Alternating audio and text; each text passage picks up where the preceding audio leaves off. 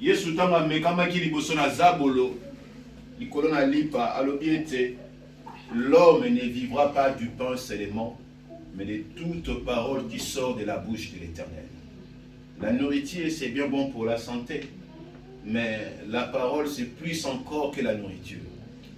Yango, togumbi mituna biso bisika tozali koloba na Nzambe ete alobela biso oyo abongisi lilembisi ya kotalisa biso na mokona lelo, tobondeli na kombo na Yesu Masihi.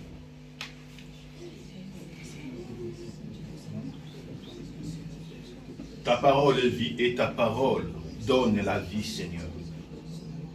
L'homme ne vivra pas du pain, mais de toutes paroles qui sortent de ta bouche, Seigneur.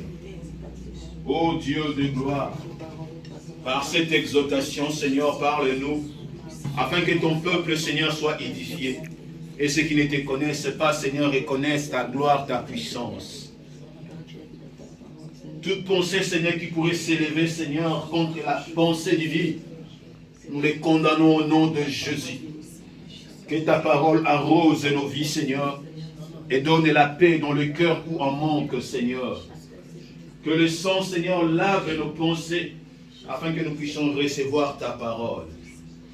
Par le nom puissant de Jésus, que nous avons ainsi prié. Amen. Est-ce que vous pouvez encore la vie sur je laisse la place et je fais appel à l'homme de Dieu, le pasteur jumelle, pour bételi sous Yesu Masihi awana maboko makasi. Shalom, peuple de Dieu. Shalom. Pour moi, comme je disais lorsque j'ai témoigné pour Papa Aubin, que le Seigneur nous bénisse, que le Seigneur te bénisse, que le Seigneur bénisse cette assemblée, que le Seigneur bénisse cette communauté. Amen. Parce que ce que nous sommes en train de faire en réalité, nous avec ceux qui pleurent et de se réjouir avec ceux qui se réjouissent. Et la Bible nous dit, c'est mieux d'aller dans la maison de deuil que dans une maison de festin.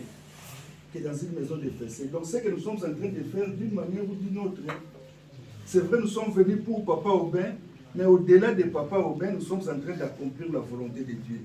Et je voulais nous dire qu'il n'y a pas une personne qui a accompli la volonté de Dieu et qui n'a pas été bénie.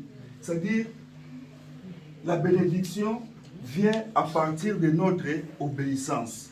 Pour moi, que le Seigneur nous bénisse tout un chacun de nous. Amen. Pour moi, je pense que c'est très important de commencer d'abord par là. Et je ne serai pas long, parce que normalement, je crois que l'église Manaïm aussi ne fait pas de messe de requiem. Ce n'est pas à Papa Aubin que nous adressons notre parole, mais je pense que je suis en train de parler à nous, les amis, à nous, la famille, que ce soit biologique, que ce soit spirituel, que ce soit les connaissances de Papa Aubin. C'est à nous que je vais peut-être apporter ces petits temps d'exhortation. Ces petits temps d'exhortation. Et pour bien le faire, je crois que comme il est écrit dans la parole de Dieu, à la parole et au témoignage, s'ils ne disent point ainsi, il n'aura point d'aurore. C'est-à-dire, avant qu'il y ait la lumière, il faut lire la parole de Dieu. Amen. Il faut mettre la parole de Dieu au centre. La Bible dit que la parole de Dieu, c'est Dieu lui-même. Au commencement était la parole, et la parole était avec Dieu, et la parole était Dieu. Et la parole était Dieu. La Bible dit aussi que celui qui recevra les paroles des disciples de Christ, il reçoit Christ lui-même. Et celui qui rejettera les paroles, la Bible dit qu'il sera jugé. Je n'aimerais pas que ce soit ainsi pour nous. Amen. Hein? Amen. Voilà pourquoi je vais lire avec vous la parole de Dieu dans Luc chapitre 7.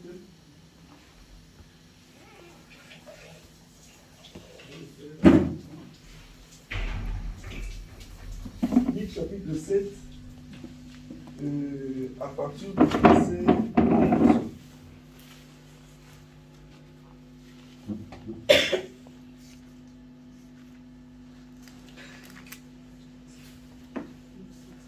Luc 7, 11.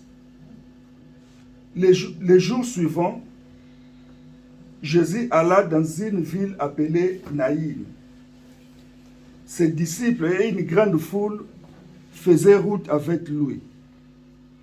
Lorsqu'il fut près de la porte de la ville, voici, on portait à terre un mort, fils unique de sa mère, qui était veuve, et il y avait avec elle beaucoup de gens de la ville.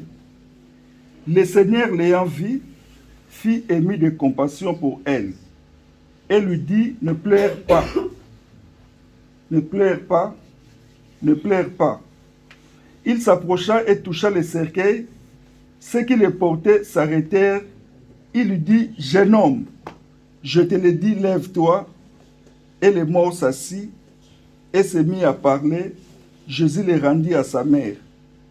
Tous furent saisis de crainte et ils glorifiaient Dieu, disant, un grand prophète a apparu parmi nous et Dieu a visité son peuple. Parole du Seigneur. Amen.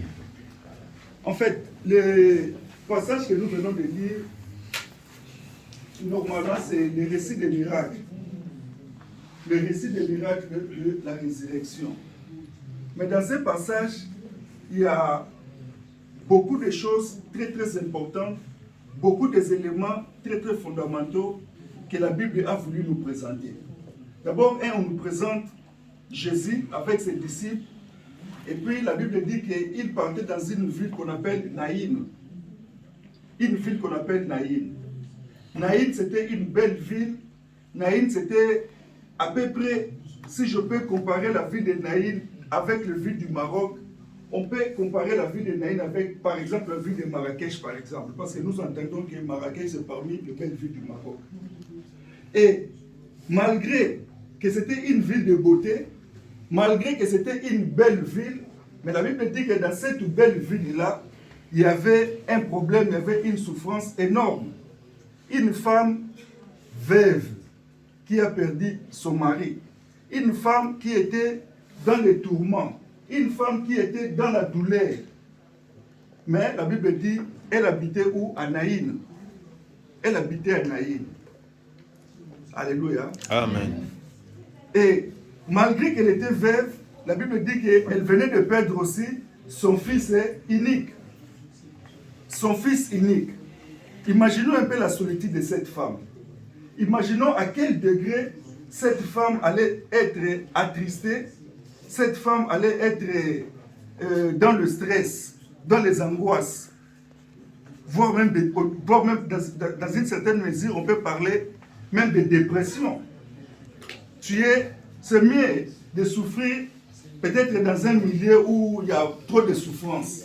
Peut-être quand tu vas peut-être voir le voisin ou peut-être la voisine en souffrance, on peut se consoler. Mais tu souffres dans un milieu où il n'y a pas de souffrance. Dans un milieu où d'apparence il n'y a pas de souffrance. Et ça, c'est vraiment le récit de cette femme-là.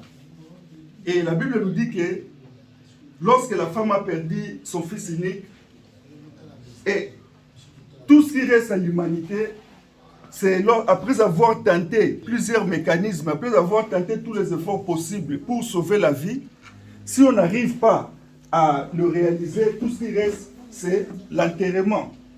Donc tout était fini, tout était déjà clôturé, tout était déjà bouclé. Tout était déjà bouclé. Mais la Bible nous dit que, heureusement, il y avait de l'autre côté le cortège du Seigneur. Et le Seigneur, de l'autre côté, à gauche, on peut dire, le cortège du Seigneur, à droite, c'était le cortège de la mort. Et dans la rencontre, la Bible dit que le Seigneur a touché le cercueil, et puis le fils était revenu à la vie, et le Seigneur a remis le fils à sa mère. Alléluia. Amen. Et c'était une joie qui était partagée dans cette communauté, dans la ville de Naïm. Alléluia. Amen. C'est très, très, très, très important. La vie et la mort ne cohabitent jamais. C'est-à-dire, lorsque, avant peut-être ma naissance, je n'existais pas. Mais dès le jour où le Seigneur a voulu que je sois concis, c'est-à-dire, ce qui était néant pour moi a laissé la place à la vie, à cette petite vie-là, qui a commencé, qui a grandi, et puis qui est devenue grande personne comme moi. La vie et la mort ne cohabitent jamais. Et lorsque la mort vient, Je suis dans les niveaux naturels, je suis dans les niveaux biologiques. Lorsque la mort vient, la mort fait quoi? La mort chasse la vie. Humainement parlant, c'est comme ça. Mais dans ce passage, nous remarquons quelque chose de très très fondamental. C'est-à-dire, la vie et la mort se rencontrent, mais la mort laisse la place à la vie et la vie a régné. Alléluia. Amen. Mais bien aimé, je voulais attirer notre attention. Je voulais vraiment attirer notre attention. La Bible dit que Jésus-Christ, il se présente comme étant le chemin, la vie et la vérité. Je suis le chemin, la vie et la vérité. Et Jésus va encore plus loin pour dire qu'aucune personne ne peut vivre de lui-même. C'est-à-dire, d'une manière générale, nous ne sommes pas le fruit du hasard et des nécessités. Hein. C'est-à-dire, si nous vivons, ce n'est pas comme par hasard que nous vivons. C'est parce que quelqu'un, ou bien Dieu a décidé, Dieu a voulu que nous puissions exister. Ça, c'est déjà sur le plan naturel, c'est comme ça. Et Jésus va dire que c'est lui qui nous vivifie. C'est-à-dire, au-delà de la vie humaine, au-delà de la vie physique, il y a encore une autre forme de la vie. La Bible dit, Dieu a mis dans chaque homme la pensée de l'éternité. Même ceux qui ne sont pas en Christ, même ceux qui ne croient pas en Jésus-Christ, mais ils ont d'autres formes de croyances en rapport de la vie après la vie. Alléluia. Amen. En rapport de la vie après la vie. Et le Seigneur va nous dire que la vraie vie, c'est moi. La vraie vie, c'est moi. Moi, je suis le véritable bon berger. J'ai donné ma vie pour mes brebis. J'ai donné ma vie pour mes brebis, pour que mes brebis puissent avoir la vie. Il n'y a pas une autre forme de vie en dehors du Christ. La vraie vie, c'est Christ. La mort, c'est la séparation avec Dieu. Or, pour demeurer éternellement avec Dieu, nous devons nous réconcilier avec lui. Nous devons nous réconcilier avec lui au travers de la mort de Jésus-Christ. Alléluia. Au travers de la mort de Jésus-Christ. C'est un peu le mystère des substitutions. C'est-à-dire, lorsqu'une personne fait la rencontre avec le Seigneur lui donne la vie et puis le Seigneur prend sa mort. Voilà pourquoi Jésus pouvait dire que ceux qui croiront à moi vivront, quand même qu'ils seront morts. Alléluia. Amen. Les morts en Christ ne meurent jamais. Ils se reposent. Yes. Amen. Ils se reposent jusqu'au moment de la résurrection, jusqu'au moment de l'enlèvement. Les morts en Christ ne meurent jamais. Ne meurent jamais. Bien aimé, le Seigneur nous dit que nous avons tous besoin de la vie éternelle, en tout cas moi les premiers. Alléluia. Amen. En tout cas, moi, les premiers. Quand je regarde un peu tout ce qui se passe sur la terre ici, avec le corona, tout et tout, avec parfois nos projets qu'on n'arrive pas à se réaliser, vraiment sérieux, je dis, à quoi sert même la vie d'ici-bas? À quoi sert la vie d'ici-bas? On a tous besoin de la vie éternelle. Jésus va nous dire que la vie éternelle, c'est de connaître Dieu. La vie éternelle, c'est qu'ils te connaissent, toi, le véritable Dieu, et c'est lui que tu as envoyé. Alléluia. Amen. Il n'y a pas une autre porte, il n'y a pas un autre chemin. Pour vivre dans la vie éternelle, il faut connaître Dieu, il faut faire la paix avec Dieu, il faut accepter les dons de Dieu. Car Dieu a aimé le monde qu'il a donné son Fils unique. Il a donné son Fils unique. En fait, que quiconque croit en lui ne périsse point, mais qu'il y ait la vie éternelle. Et qu'il y ait cette vie en abondance. Alléluia. Amen. Il y ait cette vie en abondance. Moi, c'est avec joie. Parce que je sais que moi, je finirai ma vie. Vous savez, le problème, ce n'est pas la mort. Le problème, c'est les derniers actes que nous posons avant notre mort. Alléluia. Peut-être moi, je ne sais pas les derniers actes. Je pourrais me retrouver dans un endroit où je n'aurais même pas la chaleur de la famille chrétienne. Ou peut-être je n'aurais même pas la foi. Mais pour Papa Aubin, au moins, peu importe la maladie, il a laissé sa vie vraiment dans une atmosphère bien, dans une communion avec son église, dans une communion de la foi. Alléluia. Amen. Et moi, je suis sûr, je suis vraiment très sûr que si tous les enseignements qu'on prêchait ici, si tout l'engagement, toute la persévérance, ce que nous avons vu, vraiment chez Papa Aubin a pu toucher son cœur, je suis sûr que notre papa, en ce moment, il est vraiment dans la joie. Alléluia. Il est dans la joie. La Bible dit que parfois, le dernier ennemi qui nous retient, c'est la mort. C'est la mort. Lorsque nous mourons en Christ, nous sommes séparés avec tout ce que nous connaissons comme étant les souffrances de la vie humaine, et puis nous entrons dans l'éternité. Nous commençons notre éternité. Du moins, l'éternité commence déjà sur la terre lorsque nous avons accepté Jésus-Christ comme Seigneur et Sauveur. Parce que c'est lui, seul Dieu éternel. Alléluia. C'est lui, seul Dieu éternel. C'est lui, seul Dieu éternel. Et la rencontre de la vie et la mort, c'est la mort qui gagne.